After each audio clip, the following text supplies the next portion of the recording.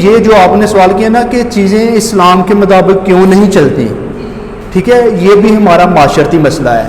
ہم جو ہے نا وہ خود وہ اصول، وہ آیات، وہ حدیث، وہ اشعار ہمیں یاد ہوتے ہیں جو ہمیں اچھے لگتے ہیں، سمجھ لیں. ہم دیکھیں باپ بیٹی کو وراثت میں حصہ نہیں دیتا، یا بھائی ایک سیکنڈ، بھائی جو ہے وہ یہ کہتے ہیں کہ ہماری بہن جو ہے وہ یہ لینا پسند نہیں کرتی، حالانکہ دیتے نہیں ہیں، بہت کم لوگ دیتے ہیں اللہ ماشاء اللہ. دوسرے اسی سے ٹرکا دیتے ہیں کہ بہن جو ہے وہ لینا پسند نہیں کرتی. کبھی کسی بھائی نے بھی کہا کہ بھائی لینا پسند نہیں کر رہا، سمجھ. تو یہ کیا ہے؟ یہ معاشرتی مسئلہ ہے. دوسری طرف عورتوں کی بات کر رہا ہوں، لڑکیوں کا کیا مسئلہ ہے؟ اب اسلام کے اندر ہے 4 شادیاں. کبھی کسی لڑکی نے کہا ہے کہ 4 شادیاں کر لیں، سمجھ. تو بیسک مسئلے دونوں طرف ہیں. ہم نے وہ آیات، وہ حدیث، وہ اشعار یاد کیے ہوئے ہیں کہ جو ہمیں اچھے لگتے ہیں، سمجھ. تو ہم اسلام کو تو اس حساب سے چلاتے ہیں نا کہ جو میرے لیے بہتر ہے وہ اسلام ہے، جو میرے لیے بہتر نہیں وہ اسلام نہیں ہے. تو ہم اسلام کے اصولوں پر اگر چلیں تو پھر تو زندگی بڑی آسان ہو جائے. پھر تو جو ہے وہ اتنا مشکل شادی ہے ہی نہیں. ہم دیکھتے ہیں پھر تو جیسے 20-20 لاکھ روپیہ بھی لگاتے ہیں، پھر تو جو ہے وہ جس میں نکاح ہے، جس میں گواہوں کا ہونا ضروری ہے، جس میں حق مہر ہے، تو شادی ہو جاتی ہے. پھر تو اتنی لمبی چوڑی باتیں نہیں ہیں. تو اس میں ہم نے مشکل چیزوں کو خود کیا ہوا ہے، اور خود اسی لیے مشکل ہوئے ہیں، جس سے رشتے بھی لیٹ ہو جاتے ہیں، نکاح بھی لیٹ ہو جاتے ہیں، جس سے جو ہے وہ لڑکیوں کی بھی اور لڑکوں کی بھی ایج زیادہ ہو جاتی ہے، مسائل بنتے ہیں.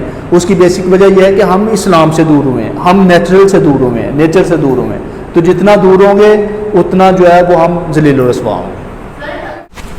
سر آپ نے کہا کہ ابھی لڑکیوں کو اجازت دینی چاہیے مردوں کو 4 نکاح کرنے کی. اگر وہ ایک کے ہی پورے نہیں کر رہا تو باقی 3 کے کیسے کرے گا؟ دیکھیے پہلی بات تو یہ ہے کہ میں نے اس کی بات نہیں کی. جو ایک کے پورے نہیں کر رہا وہ ایک کے ہی پورے کرے، نہیں سمجھے. جو ایک کے پورے نہیں کر رہا وہ ایک کے ہی پورے کرے. میں اس شخص کی بات کر رہا ہوں جو ایک کے پورے کر رہا ہے، سمجھ رہے. کیا اس کو اجازت دیتے؟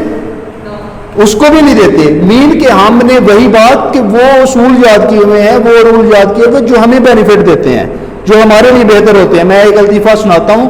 ایک مولوی صاحب کے پاس جو ہے نا وہ ایک شخص مسئلہ لے کر آ گیا. اس نے کہا کہ مولوی صاحب مسئلہ یہ ہے کہ فلاں شخص جو ہے وہ اس نے یہ گناہ کر دیا ہے، تو اس کا کفارہ کیا ہوگا؟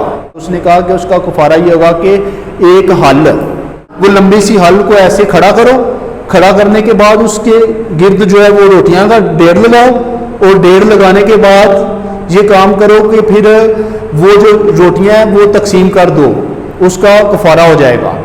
تو اس شخص نے پوچھا، سوال کرنے والے نے، مولوی صاحب وہ آپ کا بیٹا ہی ہے جس نے یہ گناہ کیا ہے.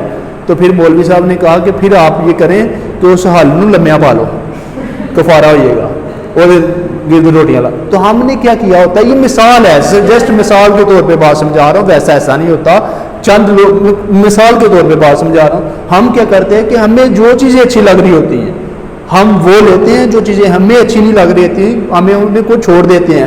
ہم اسلام کو اپنے نفس کے مطابق چلانا چاہ رہے ہوتے ہیں کہ مجھے یہ اچھا لگتا ہے، یہ اسلام ہے، نہ کہ وہ اسلام جو اسلام کو اچھا لگتا ہے. ہم کہتے ہیں کہ مجھے یہ اچھا لگتا ہے کہ ایسا ہونا چاہیے، ایسا ہونا چاہیے، ایسا ہونا چاہیے، ٹھیک ہے، نہ کہ وہ جو اسلام کہہ رہا ہوتا ہے. تو یہ ہے بیسک. تو میرا خیال ہے کہ اگر ہم اسلام کے تحت چلیں تو مسائل جو ہے وہ کافی حد تک بہتر ہو جائیں.